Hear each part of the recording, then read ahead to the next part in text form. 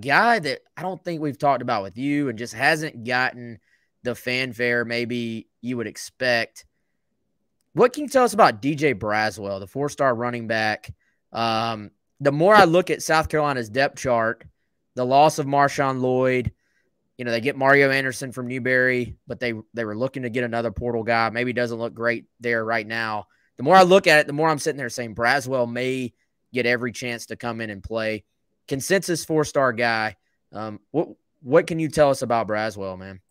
I think that the first thing with Braswell is the combination of size and speed. He's a state champion in the 100 and 200 meters in Georgia. I saw him in person at that Atlanta camp about a year ago.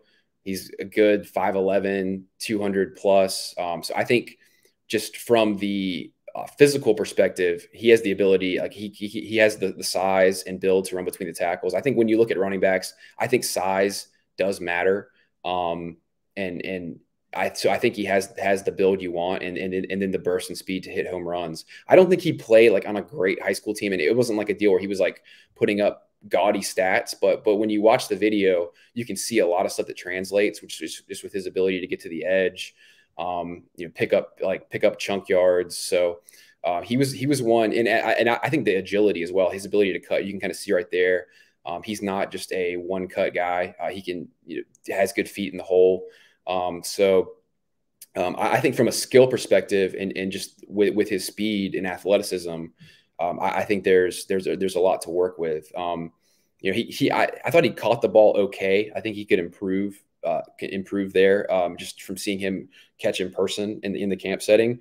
But it was not deficient at all. Like I think he's probably average, but that's something I think, once he gets on campus at South Carolina, that's something he'll probably continue to improve. But I think too, he's kind of in that area of South Georgia. I think South Carolina did a really good job in Georgia this year, just from an evaluation perspective, finding some guy, like being pretty early on guys, because we ranked Braswell as a 4-star.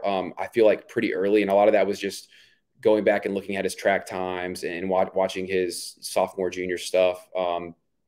But South Carolina was on him pretty quick, I think. So that was resourceful and I think a good evaluation. And the running back cycle is not crazy loaded this year. Like there's probably 3 for sure, kind of like top 50 types, and then a little bit of a drop off. So I think landing a top 300 running back this year is kind of what you would hope for if you were going to set reasonable expectations.